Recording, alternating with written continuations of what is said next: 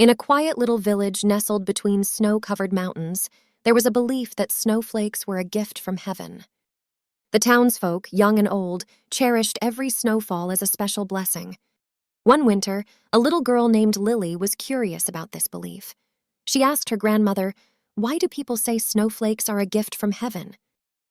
Her grandmother smiled warmly and explained, "Well, my dear, snowflakes are like tiny pieces of magic that fall from the sky. They come to us from the heavens above to bring us joy and wonder."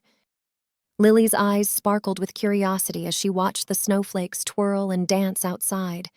She imagined them as heavenly messengers, carrying smiles from the sky. Lily decided to share this belief with her friends and family.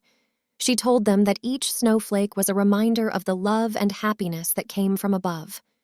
Soon, the whole village embraced this idea, and whenever it snowed, they would gaze at the falling snowflakes with gratitude in their hearts.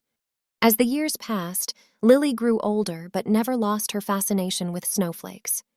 She knew that they were indeed a gift from heaven, a reminder that even in the coldest of times, there was beauty and love all around, falling gently from the sky to warm their hearts.